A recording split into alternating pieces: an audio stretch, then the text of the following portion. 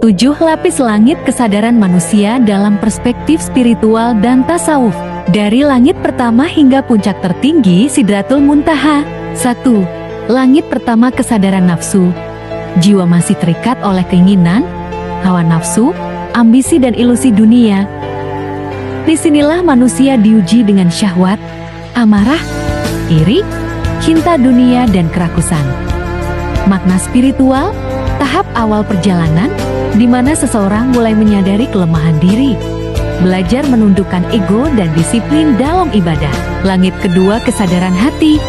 Hati mulai lembut, terbuka dan bergetar dengan zikir. Kesadaran moral dan kepekaan nurani menjadi lebih dominan. Muncul sifat ikhlas, sabar, syukur dan kasih sayang. Makna spiritual.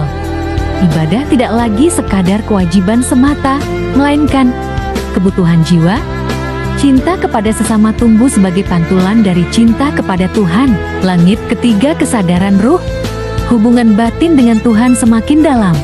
Jiwa mulai merasakan kenikmatan ibadah, ketenangan doa dan kehadiran ilahi. Pikiran dan perasaan disucikan dari iri, dengki dan keserakahan. Makna spiritual. Ruh disinari cahaya ilahi membawa ketentraman dan kebeningan batin. Langit keempat kesadaran sir. Jiwa menyentuh rahasia terdalam. Mata hati terbuka. Kehadiran Allah terasa dalam setiap nafas kehidupan. Ibadah menjadi ruang intim, bukan sekadar ritual. Makna spiritual. Manusia mulai memahami rahasia takdir dan kehendak ilahi, menyadari hidup sepenuhnya berada dalam genggamannya. Langit kelima kesadaran nur. Jiwa dipenuhi cahaya, batin jernih dan pandangan semakin tajam. Segala sesuatu dipandang sebagai tanda dan manifestasi ilahi.